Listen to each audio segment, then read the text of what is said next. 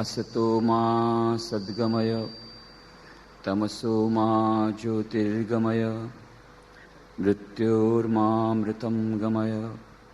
Om Shanti Shanti Shanti. Dear Professor Treya, principals of various schools and teachers of various schools, the torch bearers of change for the whole world sitting here. I'm extremely happy to be here this morning. It is a joy to listen to Dr. Treya. I felt he should continue to talk and I should continue to listen. But suddenly he left the mic and so I have to come here. He was talking about the receptivity of the listeners. At that time, I remembered a joke. A Buddhist monk was meditating in his chamber in Japan.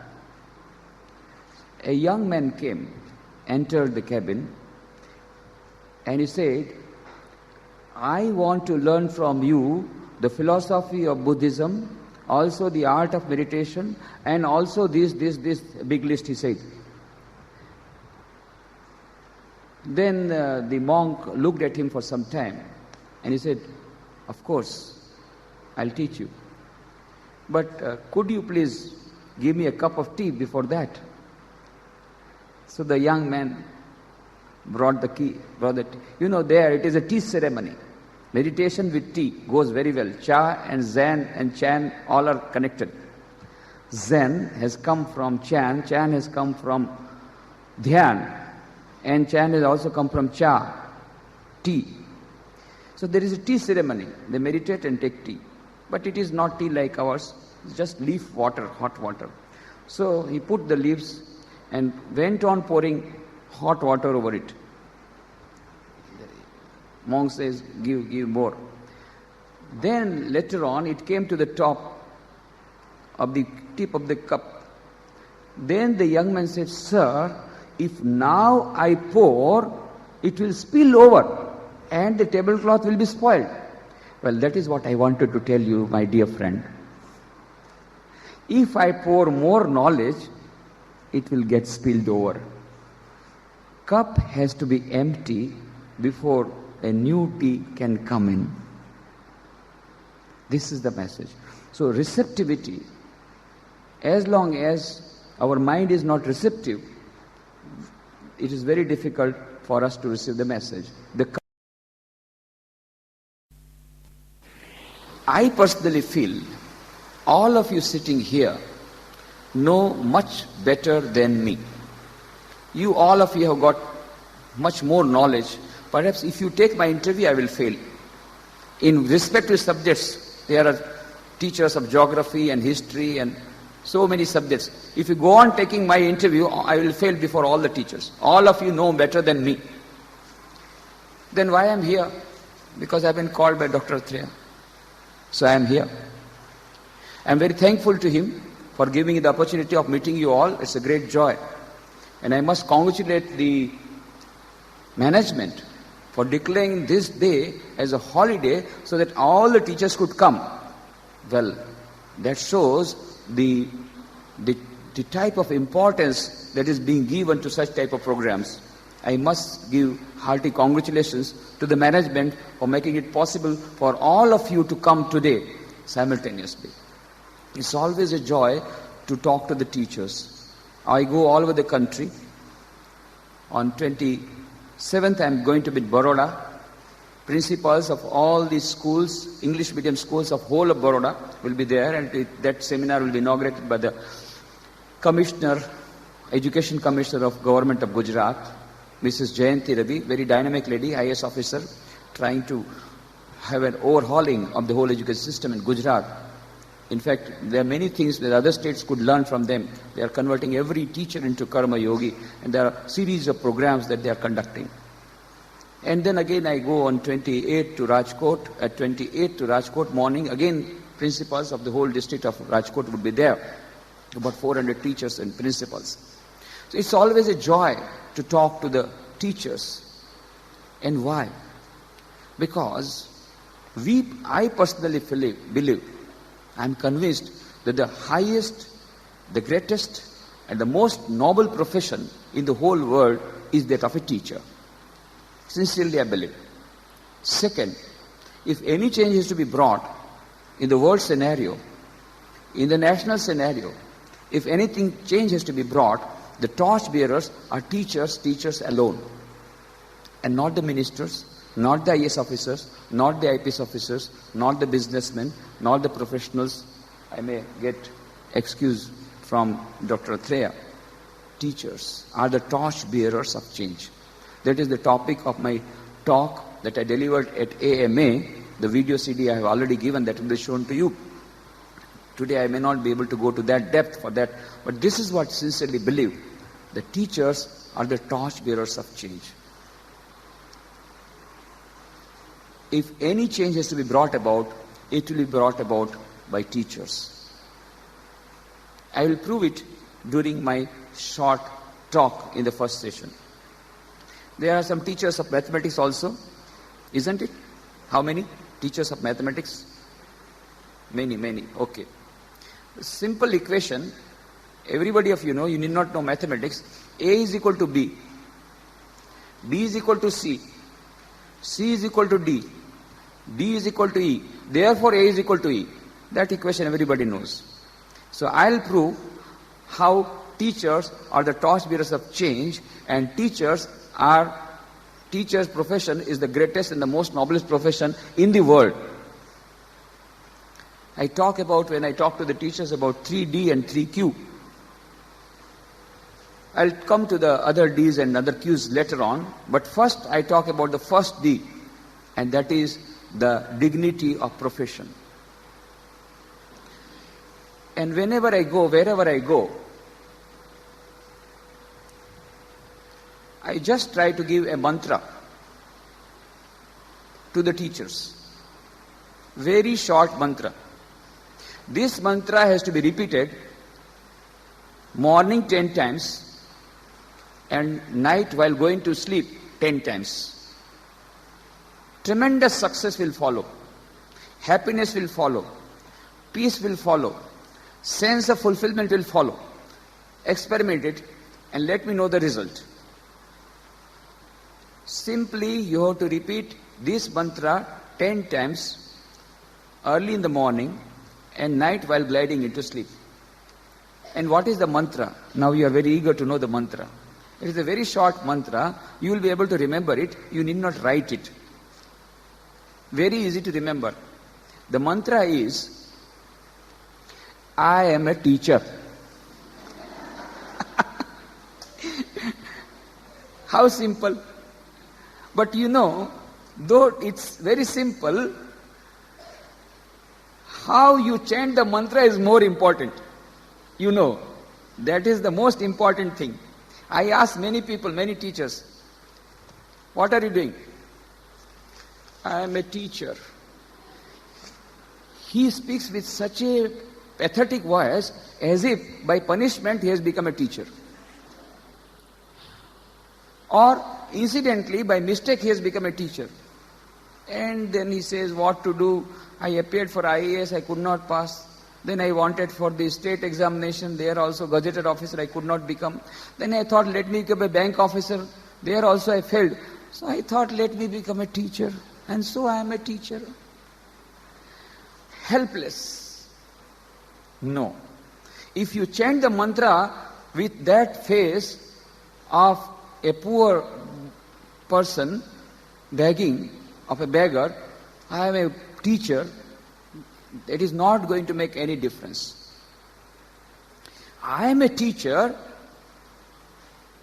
but within bracket, most important is how great I am and how responsible I am.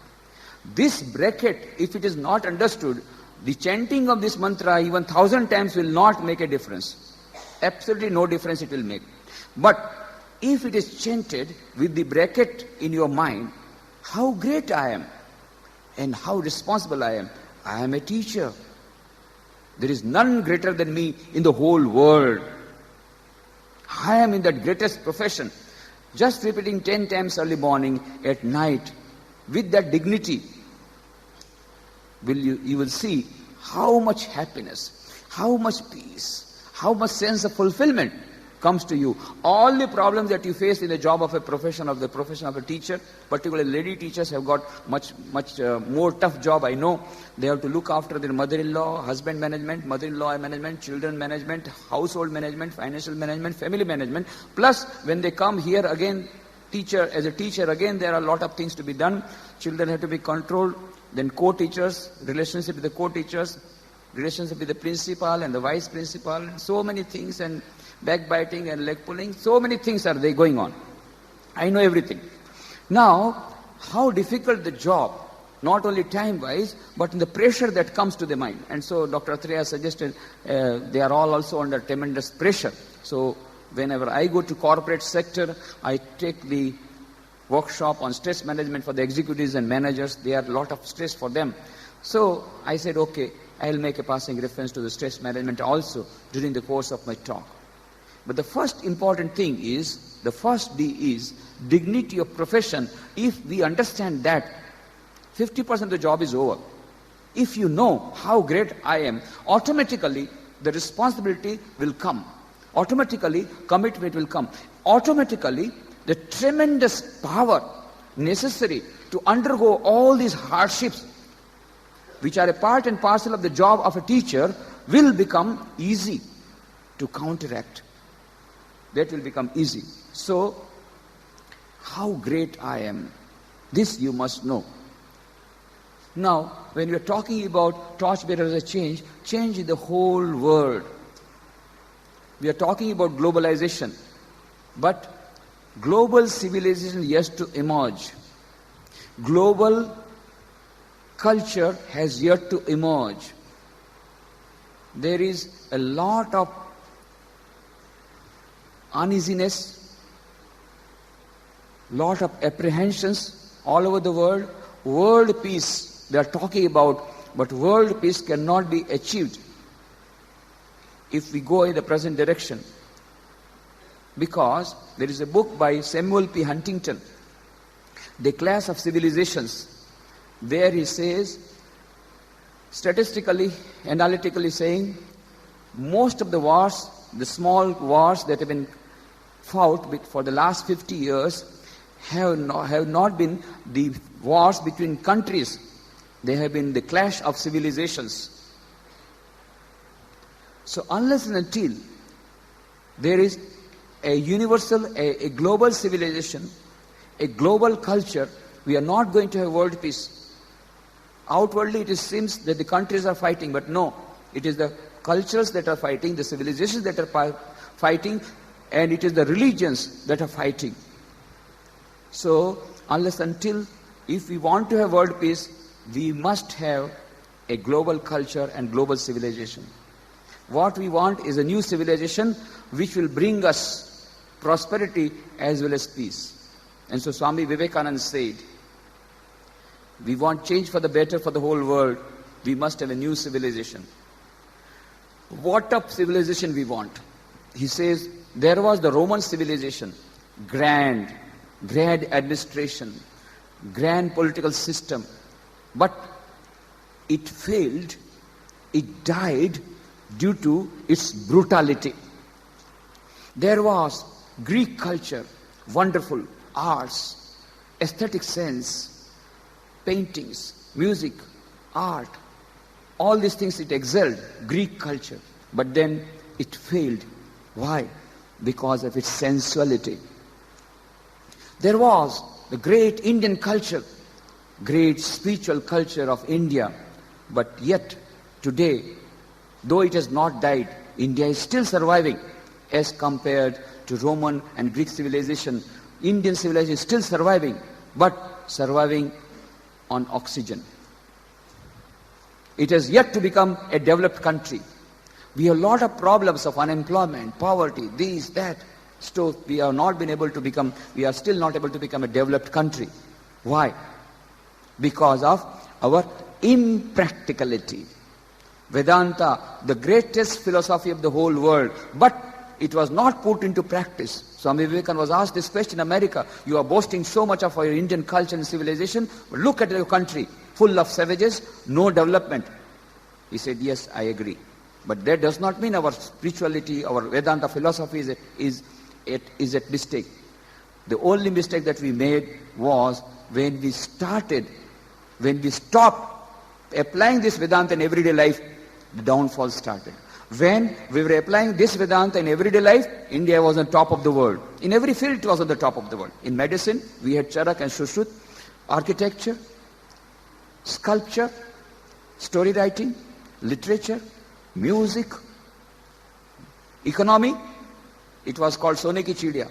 It was called the bird of gold. So people used to come and loot. And that's how the Muslims came and the Christians afterwards came and the Dutch came and so many people from foreign countries came only because it was full of money. In every field India was on the top. Then what happened? When we stopped applying these principles of Vedanta in everyday life, practical life, how the degradation started. So Swami Vivekananda said, what we want is not Vedanta. What we want is practical Vedanta.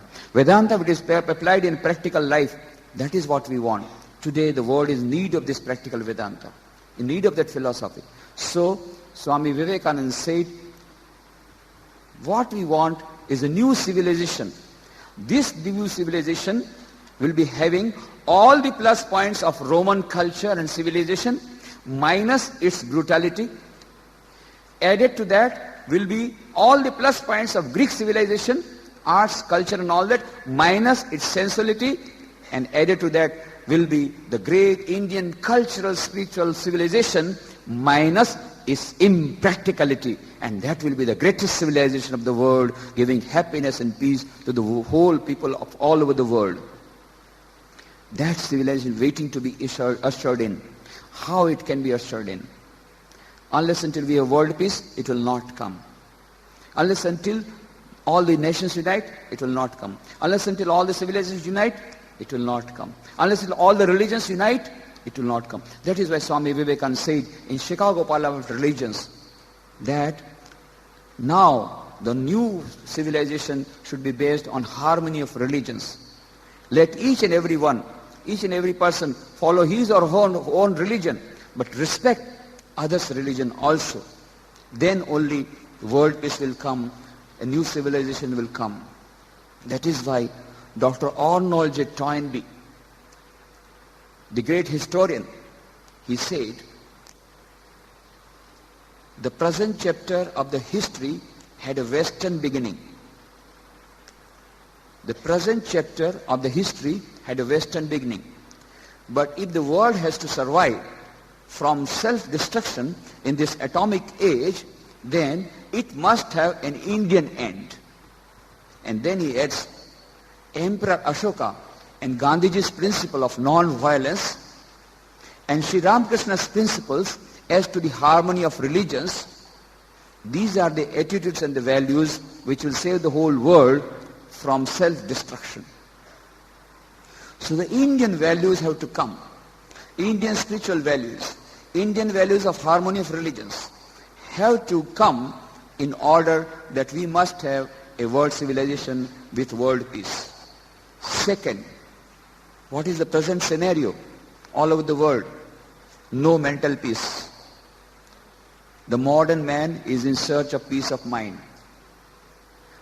We think, perhaps most of you also think, that H is directly proportional to M, where H is equal to happiness and M is equal to money. The greater the money, the greater the income, the greater will be our happiness. But if statistical analysis is of any value, what do we find? There are 3 countries having highest per capita income rate: America, Japan and Sweden, so-called developed countries. And highest number of suicide is in 3 countries: America, Japan and Sweden. And there are 3 countries having highest number of mental patients: America, Japan and Sweden. So what is the equation now? H is inversely proportional to M. The greater the per capita income, the greater the number of suicides, the greater is the number of mental patients, greater the people are suffering. Now, that does not mean we should not have economic prosperity. Does not mean we should not have higher income. What it means, only money cannot give us happiness and peace of mind. This is the equation to be learned. So many books are coming out, you know. The suicide rate all over the world has increased. In India also has increased. From 3 per lakh, it has come to 9 per lakh. It is still less compared to 45 per lakh of America and 65 per lakh of Soviet Russia. Many books are coming out. One book came out a few years back. The name of the book, Final Exit, written by Derek Humphreys. And the book was also Exit, not available in the market. With great difficulty, I found last year from a book fair, I got one book. Derek Humphreys, Final Exit. What is written there? How to commit suicide. It's selling like hotcake because everybody wants to commit suicide. Another book in Japan became a bestseller. Within 1 year, 3.5 lakhs copies sold. The name of the book, The Complete Manual on Committing Suicide. And some people, they died taking the books in their hand and died in the manner in which it was told in the book. They died. France, the bestseller name book was, a few years back, Suicide User's Manual. Everywhere they want to commit suicide. Now, another statistics, National Institute of Mental Health America found out the figure, on an average, at least one person in every family visits a psychiatrist regularly in America. At least 25% people are regular psychiatric patients in America, so-called developed country. Japan, Minister of Health Japan says 42% of the executives and employers of 44 years and above are suffering from mental disorder, and 100 new mental hospitals opening on an emergency scale. All over the world, particularly in developed countries, this phenomena of suicide, phenomena of mental patients is increasing. According to UNESCO report, 54% of the youth of America, Japan and Sweden are not meeting natural death. The cause of their death is suicide. And they are becoming psychic patients. They are becoming prey to AIDS, drug addiction, schizophrenia and suicide. That is why UNESCO brought out a mandate. We don't want education to do. What we want is education to be. Let us make them let us make them first of all good human beings. So human excellence has to be given topmost importance according to UNESCO report. Everywhere now they have found out that the present system of education has something basically wrong fundamentally, producing so many psychic patients, producing so many persons, no peace of mind. Dr. R.D. Laing, a great psychologist of UK, says an average student, an average boy or girl in UK has 10 times more chances of entering a mental asylum rather than entering a higher education school. Just imagine. I had been to UK recently for participating in the second international conference on disaster management. Just now, as you heard, Dr. Threya, we carried out that earthquake relief work immediately on 26 January 2001. Same day we started our relief work. And then we collected about 20 crores of rupees from India and abroad, from our devotees and friends. And with 3 crores of rupees we carried out primary relief work among 50,000 families of Gujarat. And then 17 crores of rupees we had rehabilitation project. 81 school buildings and 6 colonies. So the Coventry University was organizing the second conference. They came to know and they invited me, so I gave them presentation. And since I had gone to UK, Gujarati committee organized my lectures there and some others organized my lectures. And then I had been to Germany, France, Switzerland, Holland, our centers. Everywhere they organized lectures, most of the places. What I saw there, same thing. People are suffering in the railway station, railway platform. You find so many youngsters sitting like this. Some are taking drugs.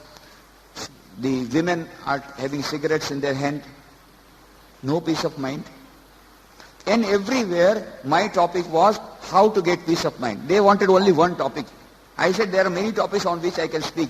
Even Sri Krishna temple I said I can talk on Gita. Nothing, only one topic, how to get peace of mind. The modern man is in search of peace of mind. In the field of management also, now the fourth wave is coming. The first wave was the British style of management, work study, method study and all that. Second wave was the American style of management when Peter Drucker became the guru. Third wave was the Japanese style of management, TQM and all that came. And now the fourth wave is slowly coming up. The Indian style of management, the holistic style of management, the Vedantic style of management. Why? Because the other styles of management are giving them prosperity, are giving them higher income, they are giving them zero defect, better production, better marketing, everything. But executives are suffering, people are suffering, no peace of mind, committing suicide. So now they want a work philosophy which will not only give them prosperity, but which will also give them peace of mind. And that is why they are coming to India, the Indian philosophy. The Indian wave, the fourth wave, is conquering the world. Now, this is the scenario all over the world.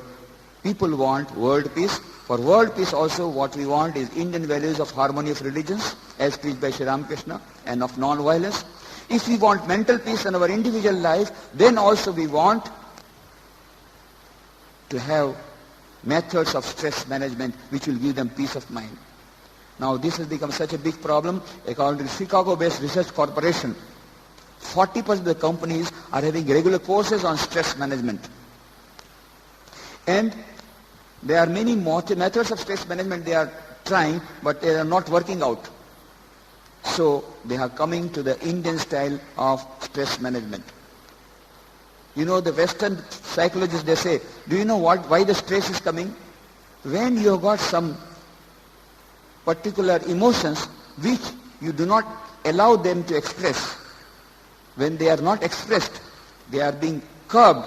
So these emotions go into a subconscious mind and create problem, and then you get stress. So what you should do, you should express your feelings and emotions. But the modern man says, how can I express? Supposing I'm in a company and my boss calls me and he fires me left and right without any justification. I know he is wrong and I want to pay back in the same coin. But if I pay back, then I will lose my job. So what to do? I tolerate everything. All his foolish talks, I tolerate.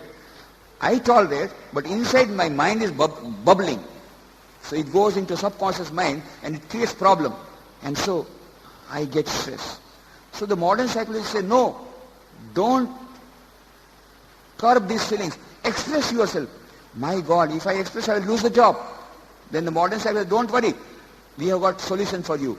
You go to the market and purchase voodoo dolls. Voodoo dolls you purchase from the market, bring them in, and then there are pins also available, various types of pins of various colors. Then come to the house, close the doors and windows of your room and put that voodoo doll in front of you, and then write down the name of your boss or your mother-in-law or your principal, not of this school. Write down the person who gave you a lot of trouble but you could not express. Write down the name of that person. And now start your business. Now there are, blue pins available for injuring him. Just go on hitting with the blue pins and enjoy. But if you want serious injury, then black pins are available. If you want to have injured seriously, then black pins are available. But you are now coming to the fag end, you want to murder that person. Then red pins are available. Just give a red pin and he is murdered. So nice, so happy. I have murdered my boss. Very happy. Unfortunately, this gives peace of mind also, and you are relaxed and your stress goes out. But what to do next day? Again the boss is sitting in his chair. You murdered him in your room yesterday, but again he is sitting in the chair next day. Again he fires like that. What to do? Again go in the evening, again got another voodoo doll, and again you murder. This goes on. So it is not effective. The Western models of stress management are not proving effective. And that is why now they are coming to yoga and meditation. Indian style of stress management. Yoga and meditation gives you long-term effect of stress management. Time magazine last year, 4th August, a beautiful magazine with the cover, a Hollywood actress meditating. An inside story was, the name of the article was, Just Say Om. And there it was told, 10 billion Americans, 1 crore Americans are having regular meditation. And now in America, you cannot escape meditation. In boardrooms, in classrooms, schools, colleges, education institutions, airports, railway stations, everywhere there is meditation room. You must meditate in order to relieve your stress. I had been, as I told you, to European countries. So I went to Switzerland. We have got our center in Geneva. But in Zurich airport, I saw with myself, and then I went to the chapel and meditated for some time. But now, meditation in Western countries in America is a great thing that is in. Here, if you meditate, they will laugh at you. There, if you don't meditate, they will laugh at you. Because we are in India, and they are not in India, so for them, everything Indian is great. And because we are in India, everything Western is great. That is because of our slavish tendency. We are still slaves of the Western society, Western civilization, even after 55 years of independence. That is our mindset. But now the whole world, in the field of management, they are going for Indian style of management, holistic style of management, Vedantic style of management. In the field of stress management, now they are going for Indian meditation and yoga. Americans going gaga or yoga. That was the heading in one of the newspapers. Americans going gaga or yoga. 92 out of 125 medical schools in America are now having regular courses on alternative medicine, including homeopathy, Ayurvedic, acupuncture, yoga, meditation, etc. So all over the world, there's a great demand for Indian cultural values, Indian yoga, Indian meditation, Indian style of management, Vedantic style of management, all over the world. This is the right time when we can conquer the whole world. Swami Vivekananda, when he came back from his conquest of America and Chicago Parliament of Religions and other Western countries, preaching Vedanta, he came in 1897. And then he gave a clarion call to arouse the people, and gave the call, arise, awake, and stop not till the goal is reached. And the whole country got awakened. 1,000 years of sleep, 1,000 years of slavery we were in. But when Swami Vivekananda came, everywhere he was given grand reception, and in the reply to that reception, he gave very powerful talk. And there, in his lecture in Chennai, my plan of campaign, very powerful speech, he said, India shall conquer the whole world by its spiritual power. This has yet to come, but this is the right time. Now the whole world is in need of Indian Vedanta. You know, I went to Germany, so I wanted to meet Mr. Zizek, but I couldn't meet because he had gone to Italy. Why I wanted to meet Mr. Zizek? Because in 1993, we had centenary celebration of Swami Vivekananda participated in Chicago. And there was an international conference held in Netaji Indoor Stadium in 1993. So there were 20 speakers from about 100 countries. About 100 speakers from about 20 countries. One of them was Mr. Zizek, the president of Vedanta Society of Germany. You know, as I told you, we have 150 branches all over the world. Apart from that, we have 1,000 centers which are running in the name of Vedanta and Ramakrishna Vivekananda, and with the same ideology they are working all over the world, but they are not affiliated. Affiliation means the monks of Ramakrishna Mission will be there. They will be deputed from our headquarters, Belur Math. But these 1,000 centers are not yet affiliated. They are managed by our household devotees, the household disciples. So that was a private affiliated center. Of course, now within 2 months is going to be affiliated. A monk is going, his visa is getting prepared. But that time, he came from Germany, the president of Vedanta Society of Germany, Mr. Zizek. He was having a beard, and he came with pajama and kurta, Indian dress. And then he said, we are very happy to be here in India, in Netaji Indoor Stadium. Why? Because as you know, Netaji Subhash Chandra Bose came to my country, Germany, in search. We have one grudge. From last 30 years, we have been requesting the Ramakrishna Mission to affiliate our center of Germany, but they are not listening to us. And so we have become fed up. They are not sending one more Swamiji, one monk, and so we are fed up. So now we have thought we'll produce our own monks. I was very much amazed to listen. Then he said, there is one young German girl, she comes often to the Vedanta center. She has been initiated by a senior monk of a Ramakrishna mission. She has got Mantra Diksha. What she is doing? She is pregnant. Day and night she is repeating the mantra. And day and night she is reading the Gospel of Sri Ramakrishna, written by M, translated into German language. And day and night she is praying, "O Lord, the child who is in my womb, please make him a Vedantic monk, because my country, Germany, is in need of a Vedantic monk." Just imagine, a German lady praying so that a Vedantic monk will be born to her. Everywhere now people are in need of the nectar of Vedanta. That's why Swami Vivekananda said, India shall conquer the whole world by its spiritual power. That time has come. World is waiting to be conquered. But there is one thing that is coming on the way. And what is that? One thing. Ours is still a developing country. The people will say, you want to become our teacher, you want to become our guru, look at yourself. 25% below poverty line, 35% people illiterate in your country, yours is still a developing country, and you think of teaching us, the people of developed country? How dare you do that? So we are silent. So now on the first important point, if we want to conquer the whole world by spiritual power, we want to materialize that dream of Swami Vivekananda, most important urgent thing is India must become a developed country. Dr. APJ Abdul Kalam has written a beautiful book, India 2020, A Vision of the New Millennium. And there he says, if everything goes well, and if we go as we are going at present, by 2020, India will be one of the 5 developed countries ruling the whole world. But for that, we'll have to work hard. One thing that is coming on the way at present is one demon has entered into our nation. You know the name of the demon. What is that? Corruption. Right. On 16th April last year, I was in New Delhi in Rashtrapati Bhavan talking to Dr. APJ Abdul Kalam. I had gone there to present the video CD that we have prepared based on the talk, very inspiring talk that he delivered in Porbandar on 13th February 2002. Very nice talk he delivered. I have given a video CD that will be shown to you.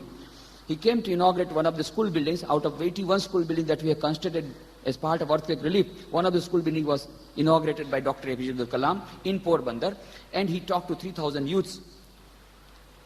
One of the students asked, "Sir, what is your source of inspiration?" And Dr. Kalam said, "Well, normally I do not leak out this secret. But this is the right place to leak out this secret." Then he said, "I was an 8th standard. I was the monitor of my school. My headmaster called me and said, tonight you have to bring all the children to the school and listen to the running commentary at midnight, 14th August 1947. India will get independence." And so I called all the children, midnight, we listened to the commentary. We are very happy. Pandit Jawaharlal Nehru, the first Prime Minister of India, hoisting the Indian flag and the British flag going down. We listened to that, we became very happy. Of course, he said, I couldn't understand the speech because neither we understood English nor Hindi. I knew only Tamil. But we were very happy. Second day, in the morning, we read newspapers. And Dr. Kalam said, there were 2 photographs on the newspaper. The first photograph was showing Pandit Jawaharlal Nehru hoisting the Indian flag. And he said, I became very happy. By the side was the second photograph. And Dr. Kalam said, that second photograph was my primary education, was my secondary education, was my college education, and was my life education. And what was that photograph? That photograph was showing the time in which the whole country was celebrating the independence of India. The person who singularly made it possible, who was at the top of this freedom movement of India, was walking barefooted in the streets of Noakhali, wiping the tears of the afflicted people. Mahatma Gandhi. And Dr. Kalam said, I could understand that is the nobility of leadership. Now in America, they are talking about servant leadership. Robert Greenleaf has brought out the concept that leaders should be like servants. They should not be boss. If you boss others, you will not get good work from them. But you love them. Try to be the servant of all. Try to be co-workers. Leadership quality, the servant leadership. He talks about in America now it has become an in thing. Leaders should be the servants. Leaders should be the co-workers. Leaders should be inspirers and not only giving orders. And he should show by his own example rather than by his order what is needed to be done. And should he inspire his colleagues and his subordinates. That is the new concept that is coming. But that is the new concept coming in America, in India. That servant leadership was practiced 5,000 years back by Sri Krishna. He was holding the chariot, the reins of the chariot, a charioteer. That has been shown by Sri Krishna. That has been shown by Swami Vivekananda. He did not become the first president of Ramakrishna Mission Mission. He said, I am the servant of all. He did not give the name of Ramakrishna Mission Vivekananda Mission. In the name of his guru, he started the mission and made Swami Brahmananda, his brother disciple, as the first president. Because he implemented that servant leadership in his life, that is why today Ramakrishna Mission is growing. Normally what happens, when a leader dies, the organization that he started gradually dies out simultaneously. And the obituary note is perhaps the last note in the newspapers that you get about that leader. But here something else has happened. Swami Vivekananda passed away at the age of 39 years on 4 July 1902. Only 5 centers were there of Ramakrishna Mission. And now, after more than 100 years, what do we find? 150 branch centers all over the world, 14 indoor hospitals, 90 outdoor hospitals, 40 mobile dispensaries, 6,000 education institutions with 2 lakh students, many value education programs, many other institutions, rural and tribal development projects, and these disaster management programs going on side by side. Such a huge work spreading all over the world, and still 1,000 centers waiting for affiliation because of that servant leadership that he carried out. Gandhiji also carried out the servant leadership. Dr. Kalam said, I was extremely charmed. This is the nobility of leadership, I thought. All these beautiful ideas he's given this speech. Please do see that Dr. Kalam's speech, that video CD that I have already given to your management. I carried that video CD to Dr. Kalam on 16th April last year, and then of course I carried a bouquet of flowers and some prasad and a big photograph of Swami Vivekananda and a book on Swami Vivekananda, My India, the India Eternal, beautiful book, based a summary of the lectures of what Swamiji gave, lectures from Colombo to Almora, very famous lectures, few lectures, plus what great men like Tolstoy and Mahatma Gandhi and Rabindranath Tagore and Romarola have told about Vivekananda. This is a big good compilation. So that book also I carried. All these things when I carried, Dr. Kalam stood up from his chair. He said, Swamiji, you have brought so many things for me. Then I said, what can I bring for you? I am a fakir, coming from Sudamapuri like Sudama. What can I bring a fakir for an emperor like you? This is what I told. And you just look at the humility of the President of India now. He is as humble as he was when I saw him before becoming President. What did he say? Swamiji, only one emperor, Swamiji. We are servants of the same emperor. He is a very beautiful, sweet way of telling. We are servants of the same emperor. Only one emperor, Swamiji. We are servants of the same emperor. Very humble.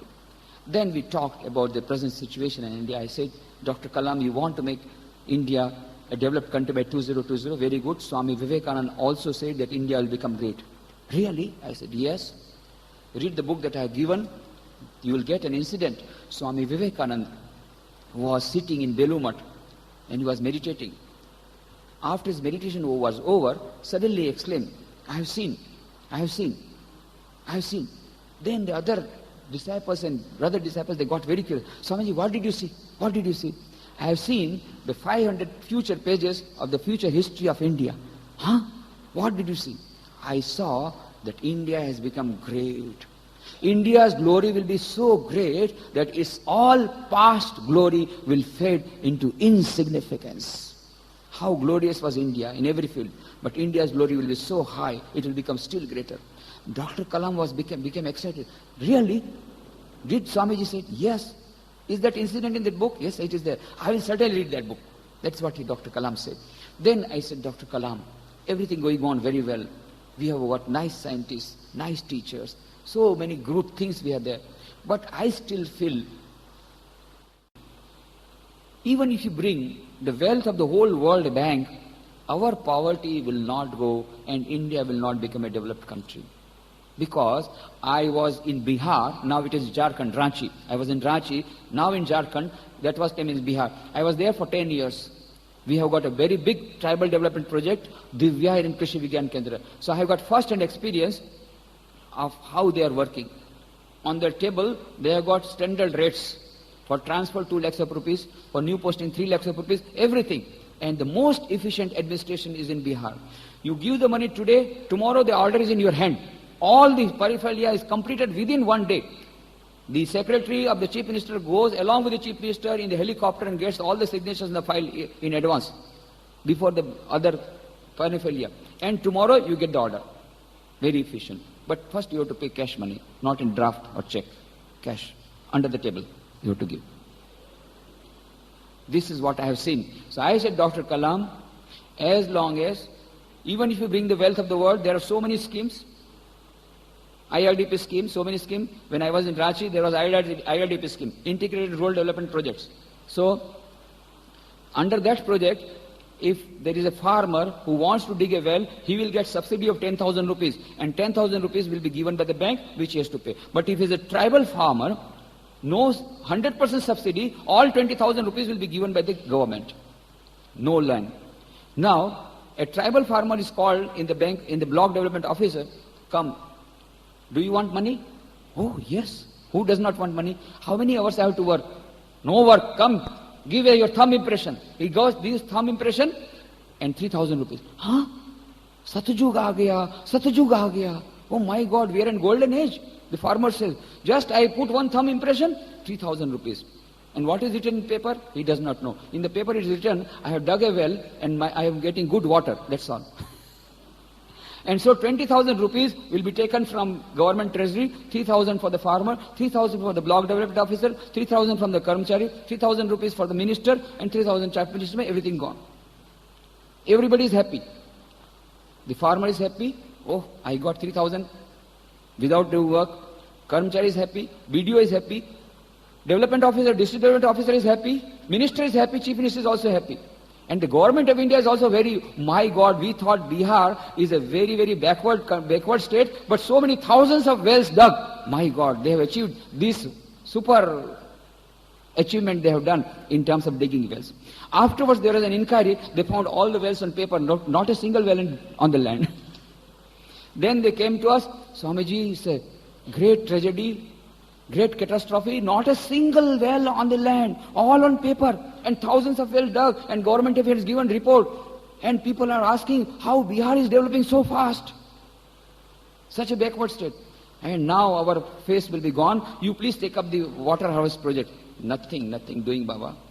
We don't want any money from Bihar government, because we know for getting 5,000 rupees, we have to invest 10,000 rupees by bribe, and that we can't give. When we are telling others, you should not give bribe, we cannot give bribe. So we don't want. Then the minister said, okay, I will give you. By mistake, one Gandhian had become a minister at that time, of this minister of irrigation. He said, I will give you check directly in your hand. No DDO, nothing, you don't have to go anywhere. But please take up this project, otherwise we'll be in trouble. So he gave us the money. Then we called our extendees, you dig the wells, no money will be given in cash. Start digging the well, 10 feet you dig, and you get what you want is cement and sand. Our trucks will go and give the cement and sand. Again you dig, again cement and sand. Every material will be given, no cash. So this 20,000, instead of 20,000 rupees, the well was constructed within 13,000 rupees. Rest 7,000 rupees were deposited in their bank account. Now all the farmers are very prosperous, and such 5,000 dig wells we had constructed. That's how the water harvest project became a success in Bihar at that time, because of Ramakrishna Mission. But I know what happens under the name of the various schemes. So I told Dr. Kalam, even if you bring the wealth of the whole world, 1 rupee you will keep in the 5-year plan, the farmer receives only, the grassroots level person receives 17 paisa according to old records, but I feel it will be less than 5 paisa according to new records. Rest all will be eaten away by various officers and ministers. Now, what is the solution?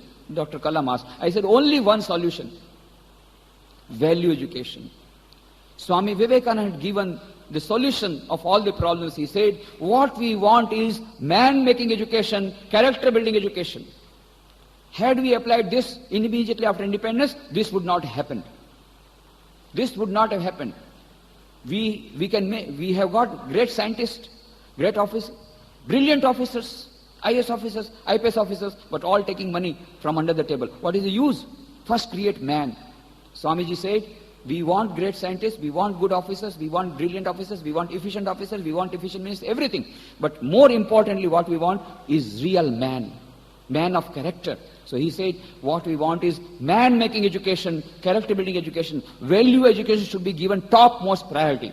Then Dr. Kalam said, Swamiji, I agree with you. What is to be done? I said, what you are doing, you continue to do. That is, you are trying to meet the youngsters. Yes, that is the tender age. That is the age when they can receive the message of value education, not the elders. So you are meeting the youngsters, very good thing you are doing, you continue to do. We are also trying to do the same thing, not only in our schools and colleges, we go to all over the country. So many schools and colleges we go, we have personality development workshops as we had here yesterday and day before yesterday. So all over the country, within the last 15 years, I myself have gone to more than 300 educational institutions, and there are so many monks doing like that. And we are advocating. And we also told the minister, HRD minister, previous former minister, to have value education as the topmost priority. And so the new education policy talks about value education.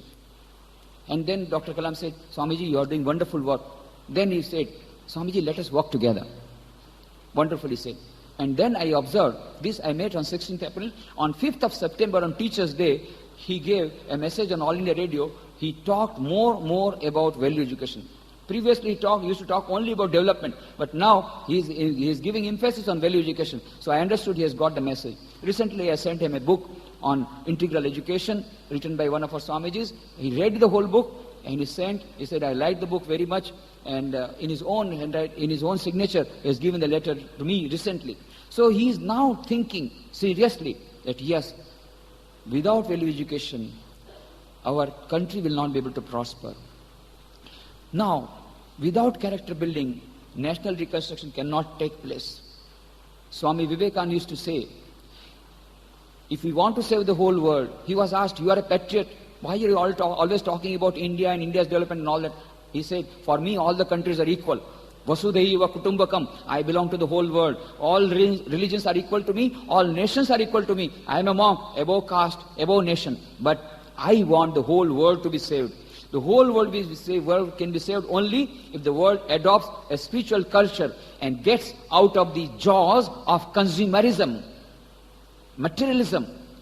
Unless until that thing takes place, there will be no world peace and there will be no mental peace. Non-violence, harmony of religions, and peace of mental peace, these are all required, for which a spiritual culture has to emerge. And he said, Swamiji said, every country has got a special role to play in the world phenomena. America has got expertise in politics. England at that time had expertise in business. But Swami Vivekananda said, India's prerogative has been its spiritual culture. India has got the role of giving spiritual culture to the world. It has been coming from down the ages, and it has continued to do so. If the world has to be saved, it must get an Indian culture. And it must get spiritual culture, and spiritual culture will come from India. And for that, India has to be developed, and that is why I am talking about India's development. That's what Swami Vivekananda said. But he gave an equation. National reconstruction is a must, but national reconstruction cannot take place, national building cannot take place without character building of the ministers, of the IS officers, of the IPS officers, of the citizens, of the teachers, of the students. This is the equation that he gave. We forgot that. Without the character building of the citizens, national building cannot take place. I give a funny example. There was a naughty boy. His father was really coming to an end of his patience, because the boy will not sit for 1 minute at one place and he will disturb others also. Now he had some important work to do. So he called the boy, come here. Now I'm going to give you some work. You have to go to the next room and don't come to me till you have finished your work, okay? The boy said, okay. Now he thought what work I should give, so the whole day he gets engaged and I can finish my work. After a long thought, he took a map of India and cut into small pieces. Go and make the whole India, unite the whole India. He thought the poor boy hasn't got much knowledge about geography, Kashmir, Kanyakumari, Assam, Gujarat, Tamil Nadu, all these places. It will take a whole day for him to unite the pieces and I will do my work. But to his surprise, within 5 minutes the boy came to his room. Hey, I told you first finish the work, then come. I have finished the work. Let me see. Whole India, united. Everything in its own place. Kashmir, Kanyakumari, Assam, Gujarat, Tamil Nadu, Madurai, Chennai, everything. Everything absolutely, absolute map, real map of India. How did you do it? Easy. Is it easy to unite the whole India? National integration is such a big problem. How you united all the pieces? Then he said, Daddy, actually I was trying to paste all the pieces, but then I thought it will not be possible for me because it was out of my... So I started playing with the pieces. When I was playing with the pieces, suddenly I found on the back side there is a figure of a man. So I pasted the mouth, the head, the hands, feet, make the man all right, and the whole nation was all right. So that is the message of Swami Vivekananda. Make the man all right, nation will be all right of itself. Unite the whole man, various pieces of man. If the man becomes perfect, the nation becomes perfect. If the character building of the citizens takes place, national development will take place automatically. Without that citizens' character development, as long as our ministers do not have character, our IAS officers are not having character, our IPS officers are not having character, our businessmen are not having character, national development will not take place. That is what Swami Vivekananda said more than 100 years back, and that is what we are finding now, so much of corruption. So national building must be preceded by character building. Now, character building requires a strong character, requires a strong foundation. If you want to build a strong building, you must have a strong foundation. During earthquake relief work, we had to spend more money because we told our engineers what we want is earthquake resistant houses because earthquake may come any time. So they said in that case you will have to spend 20% more money. Why? Because we would like to give tie beams and more of iron, more of cement in the foundation. We said okay, agreed, but we must have a strong foundation and we want earthquake resistant houses. So we went for a strong foundation. If you want to have a strong building, you must have a strong foundation. Similarly, if you want to have a strong character, the foundation must be strong. Now, this foundation has to be laid before the building has been constructed. Similarly, the foundation of character must be laid in the student's age. Afterwards, it becomes very difficult. You know very well. Now, when we are talking about, so the character building of citizens will be necessarily boiling down to the character building of the students. Because they say sometimes when I go to the schools, Swamiji, why you come to this school? Our students are very nice. You go to these ministers, they require your preaching more. They require your preaching more. Our students are very good. They are honest and sincere. These people, they are taking bribe. Some minister is taking 10,000 crores of rupees of fodder he is eating away. The fodder itself he is eating away. So, you try to give them some education. I said, I am going to them also. We sometimes call them to our institution also for inauguration. Otherwise, they will not come. So, we have to make some inauguration and that name and they come and then we give them nice books of Vivekananda and we give nice preaching. And they talk so sweetly. But afterwards, next second in newspapers, I find the same thing again.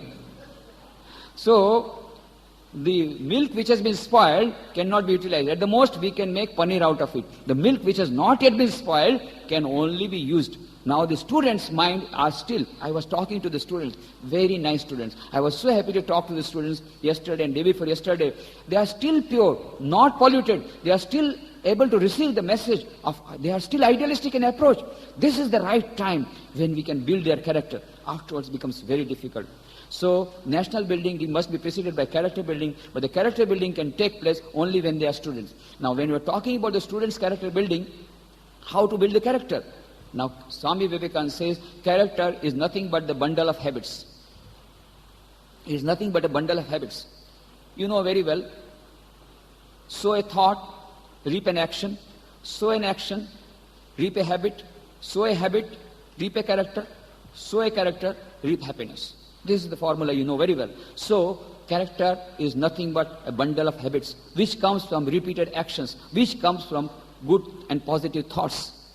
Now, when we are talking about character, bundle of habits, it all depends upon samskaras. Samskaras, impressions. Now, character building will depend upon samskaras, and these samskaras again will depend upon 4 factors. Number 1, the samskaras are the impressions received by the person from his past birth. Number 1. Number 2, the samskaras received from his parents, either genetically through the blood or by the training that he receives from the parents. Number 3, the samskaras he receives from the environment, the society, the friends, the type of friends and all that, the TV and all that. 4th, most important factor for receiving samskaras, particularly from the age of 8 to 14, age 1 to 3, more dependent on mother, 3 to 8, more dependent on fathers, 8 to 14, they say, for the children, teachers are the role models. 4th, most important factor for impregnating samskaras, for inculcating samskaras in the character, is the teachers. Is the teachers. So now, what is the mantra? I am a, within bracket, how great I am. And why I am a great teacher? Because the whole world civilization depends upon me. Now you know. I told you the whole world can be saved only if India can be saved. Why? The whole world can be saved only if there is spiritual culture. They are suffering from consumerism, materialism. Spiritual culture is needed. So the world can be saved if only harmony of religions comes. The world can be saved only if there is world peace. The world can be saved only if there is spiritual culture in the world. A is equal to B. Agreed? A is equal to B. Are you agreed? The whole world now, according to Arnold Toynbee, the greatest historian, depends if the present chapter of the history of the Western beginning, if the world has to survive, it must have an Indian end. Indian cultural, spiritual heritage, and Indian style of management, Vedantic style of management. This is all they are talking about, not me. Peter Drucker is talking. The other management gurus are talking. All of the world they are now talking about cultural and spiritual transformation of the society. So, the whole world can be saved if there is a spiritual culture. Agreed? Now, spiritual culture will come only if because India's role has been to give spiritual culture, and unless and until India becomes a developed country, people will not listen and India cannot become a Jagat Guru. Isn't it? So, if the world has to survive, it must have an Indian spiritual culture. A is equal to B. If the Indian spiritual culture has to come, India must become a developed country. B is equal to C. Agreed? Now, India can become a developed country only, national reconstruction can only take place only when character building of the citizens takes place. C is equal to D. Agreed? And character building of the citizens take place only if the teachers are great. When the teachers are great, the children will become great. The teachers have got character, then only they can transform the character of the citizens. So D is equal to E, and therefore A is equal to E. And therefore the whole world future depends upon the teacher sitting here. I have proved it. So I am a. Now you have to say with pride, I am a. How great I am and how responsible I am.